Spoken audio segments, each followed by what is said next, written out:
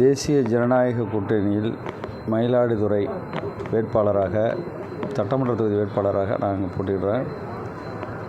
எனக்கு அனைவரும் மாம்பழ சின்னத்தில் முத்திரையிட்டு என்னை வெற்றி பெற செய்ய வேண்டும். என்னை அப்படி வெற்றி பெற செய்தால் இந்த மாவட்டத்தில் மருத்துவக் கல்லூரி இல்லை, உடனடியாக மருத்துவக் கல்லூரியை கொண்டு வருவேன். அதேபோல் இது ஒரு விவசாய பகுதி, முழுமையாக விவசாயத்தை நம்பி இருக்கிற பகுதி.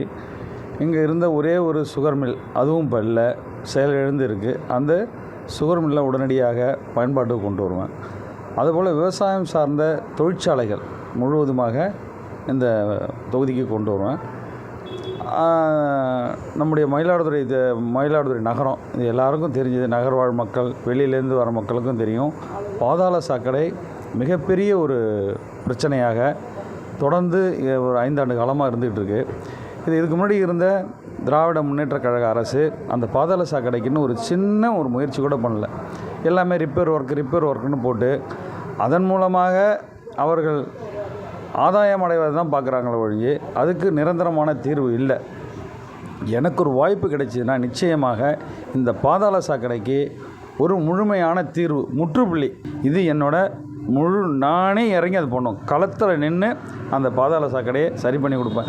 மயிலாடுதுறை மக்களுக்கு விசித்திரமான தோல் நோயெலாம் உருவாகிறதா ஒரு சர்வே வந்திருக்கு. அதனால் இதை இப்படியே போயிட்டு இருந்ததுனாக்கா மயிலாடுதுறை மக்களுக்கு நிறைய நோய்கள் வர்றதுக்கான வாய்ப்பு இருக்குது. அது மட்டும் இல்லாமல் அது குடித்தண்ணீரிலும் அந்த கழிவுகள் கலந்து வர்றதா செய்தி சொல்கிறாங்க. இதெல்லாம் இல்லாமல் அதுக்கு ஒரு நிரந்தரமான தீர்வை நான் ஏற்படுத்துவேன். மயிலாடுதுறை மருத்துவமனையில் போதுமான மருத்துவர்கள் இல்லை. அது என்னென்னா மாவட்ட தலைமை மருத்துவமனையாக அது தரம் உயர்த்தணும். அதுவும் இன்னும் அறிவிப்பு வரல, முறைப்படியான அறிவிப்பு வரல.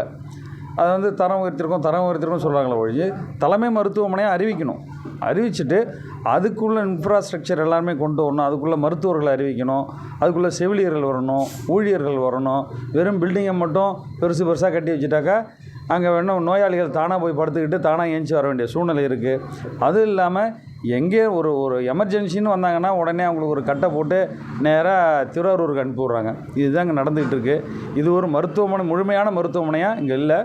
இதுக்கு உடனடியாக எனக்கு ஒரு வாய்ப்பு கிடைச்சுன்னா அது சட்டமன்றத்தில் பேசி அதை உடனே ஒரு மாதம் 2 மாதத்துக்குள்ளே அதை தரம் உயர்த்தி அதுக்கான மருத்துவர்களை முழுமையாக அதுக்கு நியமனம் பண்ணுறதுக்கு நான் பாடுபடுவேன்.